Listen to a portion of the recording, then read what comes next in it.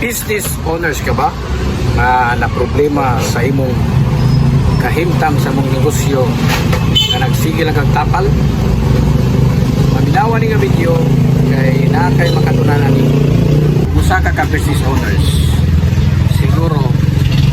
nakaibaw ka sa mga obligasyon nga nato matagadlaw.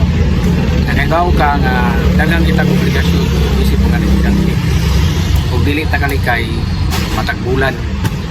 Managingon nga may pagmatapos ang kalibutan kaysa matapos ang buwan. Kung matapos ang kalibutan, labihan daghanag yung peranan. Ang punto na to na dili kada adlaw Pasko. So, kung kita nagsige lang tagpagawa sa atong cash, sabi na yun, atong niaging Disyembre, niaging Nobyembre, niaging January, daghang kita gibayranan tungod kay natay bayronon sa katong Disyembre, kita na to pag Disyembre nga kusog kita atong Disyembre niya pag January wala na to pabantay nga ating bayad na ta or ting renew na sa atong permit mao na nga makalimot ta manari tay obligasyon karon sa atong tanaw na kada adlaw mao na ni ikita na ni kay nikita man kani ang mga buwan karon pag January ang imong kita atong Disyembre, Nobyembre, Disyembre imo man gi bawi kung itapal niya itong January mao na karong February mag-expect ka nga maura gihapon. Actually sa inanang sinusila diha kita matrap diha ta problema sa atong cash flow kay dili na ito pabantayan nga permanente na ditang kita na kita. So kining bahina ako ni i-share nyo. Balik ko sa school kay medyo saba kay dire. Kita magong mga negosyante sa pagkatinuod lang. Sa pagkatinuod lang kitang mga negosyante nagunahon na kita nga kada adlaw Pasko nga positive kay ta nga ang output kada adlaw naa permanente. Mao na sa sutong una nga okay lang mo gasto ta pag Disyembre, okay lang mo gasto ta ini ka January kay make sense obligasyon na nato. Apan wala na to mauna-huna nga inig adlaw sa time nga adunay pagtuyok mo na gingon taas baba nga dili kada adlaw Pasko diha tamatrap sa atong cash flow. O dili lang siguro ako nga naka-experience niya na siguro nakabatyag mo paghinay or mga distraction sa atong kinabuhing pagnegosyo sa matag adlaw. Dili lang kay sa inana nga bahin sa daghan pang distraction. Mao nga akong i-share ninyo ang upat ka bahin nga makatrap sa atong cash flow. Una, physical store. Kung ikaw nag-physical store, nagnakay physical store, sigurado ko nga kada buwan mubayad jud ka. Kana nga atong problema sa kada buwan, permanente kita ma-trap ana. Kaya naman physical store kikinahanglan natong obligahon kita kada buwan mubayad kita. Nya fixed cost na siya. Buot pasabot nga bisag walay kita, walay ni sulod sa imong negosyo, naa jud kay bayronon isip negosyante. Kay fix man na imong bayranan, dili man ka kaaligar, dili man ka pwede nga unya na kay gikinahanglanon man na nga mubayad jud ka, obligasyon man na.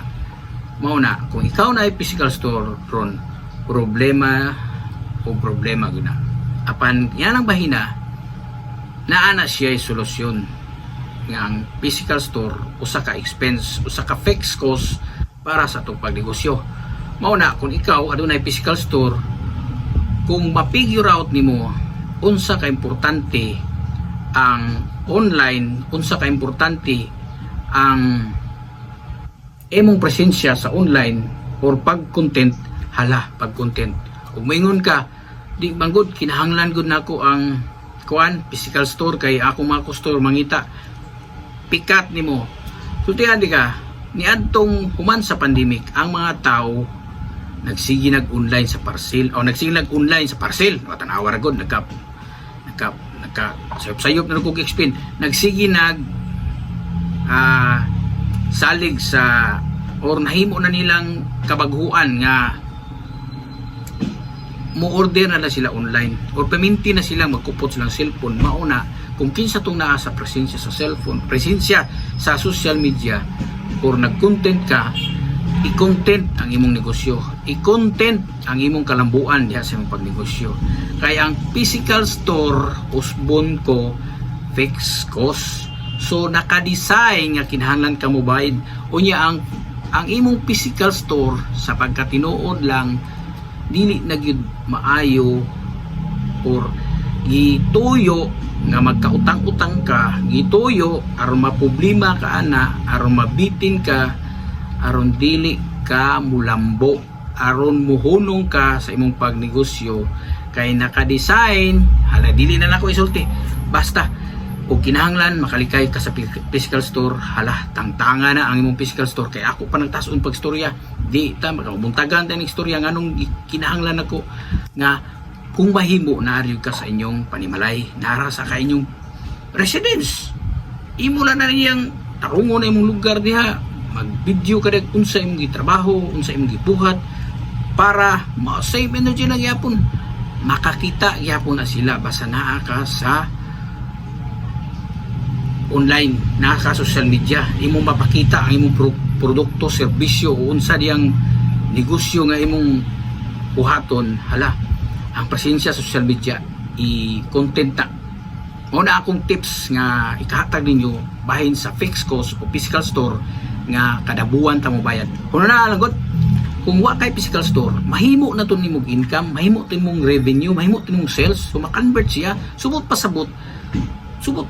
kita na to nimo anong dili magka mo trabaho ng online wala na kay physical store so di ba usa na siya kung moingon ka hinay wa ka maghinay ang problema lang ang imong sales o revenue tuwa sa imong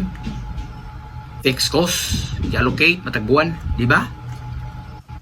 mo na nga usahay makalimta na to ang kaimportante sa atong pagunaw na kay nagtuo ta sa kanhiay pa physical store ang gikinahanglan apan karon bali na ang kalibutan baliha ang pangitabo sa kalibutan kay mao ginay insakto ikaduha nga akong tips mo kining kuan loho kabantay ka kanang luho na to sa tong kaugalingon kanang mo palitan mo kita ta or natay halin o tan-aw na to kanang kita sa tong negosyo tan-aw na to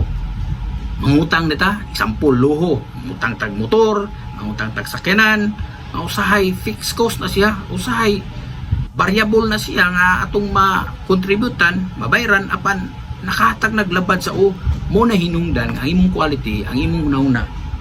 wa kay peace of mind kay ngano man nagunahuna man ka sa imong pabayron sa utang ya masakripisyo na ang imong quality kanong moingon man ko ay ko gilara don't tell me ay ko gilara ay ko patuwa nga imong serbisyo dili mapresyo di mo apekto kung ang imong cost mo ni gihatag nimo gi-allocate para sa imong quality kung maproblema ka kung ang customer mo hangyo imo ginag-downgrade imo ginang kulitogon imo ginang daginuton ang mga nagdaginot wala na lang tana pero sa lain ng bahin lisod kina pasabton ang mga nagdaginot pero more on that dili na ko na i-explain kay lisod ug taas pa kay ng proseso kung akong ipasulti mao na nga kung ikaw na kay luho karon mas maayo i-down imong pride nga dili na kinahanglan ang ato mong hunahuna kung naatay luho para nato ni upgrade ta para nato mas daghan na musod dili wa na sila ilabot wa na sila pakih kung naunsa ka ang imong importante kung unsay tinuon na hitabo sa imong negosyo mao nay tumana ayaw ng sulti o nakita sa uban ang imong peace of mind mo makahatag nimo kuan kanang security inana siya so ay katulo mo kining investment kanang investment nimo sa imong kinabuhi bitaw nga kanang muhanyo nimo nga nindot ni nga investment unya matrap ka kanang investment example yuta, kundo, unsa pang ichiburuchi tungod kay negosyo ka, naka-generate og income, kinahanglan nimo i-divert imong negosyo, imong cash, kay kuno investment dili na ka magtrabaho, murihog sa ilap, pikat nimo maunay sayop na itong mga negosyante. Ang feeling ko na to nga nindig na kay ta, maayo na kay ta magnegosyo, kay ngano nag-invest man ta sa pagkatinuod lang kanang investments ka mga imong dili na sa pagsugod kay imong kwarta gidivert imong cash flow, imong kita, imong divert ang imong cash o bloodline sa imong negosyo, nawagtangan og cash, pikat nimo diha ka matrap, dili na sa pagsugod sa imong negosyo. Kung dili adto na kung wala na kay kabutangan sa imong cash, wala na kabutangan sa imong profit, na pwerte nimong hambugirua, na tan-aw nimo ngilngig na kay na kay yuta, balay, kondo diyang mga unsa na investment diha, sayop di ka. Mo nay example. Dili na ko tas-on pod kay daghan og laom ka nang explain na mabuntagan ta ding explain. Ang ikaw pat mo ni kini ginangon nga kada adlaw nitong nakita nga ni generate o ni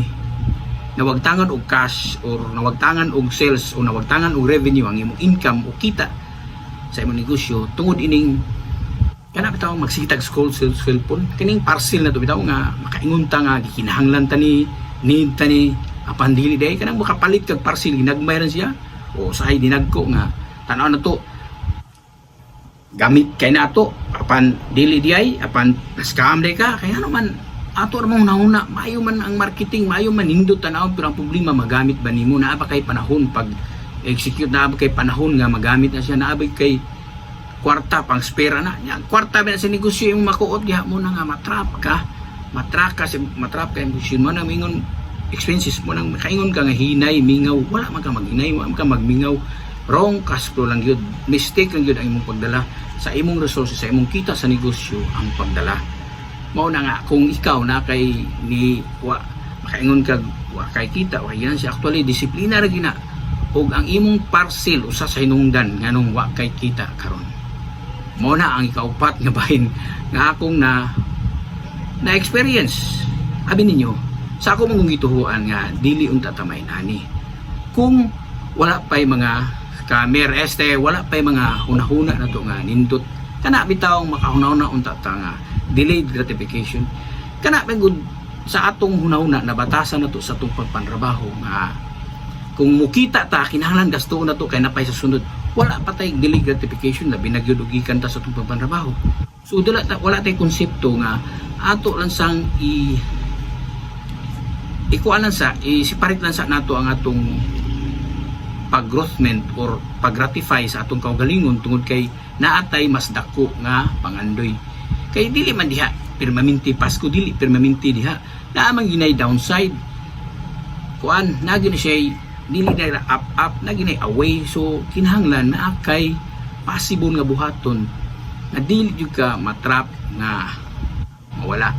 ang atong kong problema kung ang atong cash flow mahurot sa try and try mahurot lang yun sa makaingon tag kanang binhi nga dili na to ibalik sa atong negosyo matrap ta dili kita mo dako ug dili ta mo lambo kana kung naakay lawom o pangandoy na gusto kang makabot sa imong henerasyon ug dili lang sa imong kaugalingon tungod kay nagtuo ko nga ang negosyo ra isulbad sa itong ekonomiya nga nakakita sa problema gumadirect og trabaho kay daghan ang way trabaho para dili na tamang layas diri sa Pilipinas o makakreate og value sa itong nasod nga Pilipinhon ang problema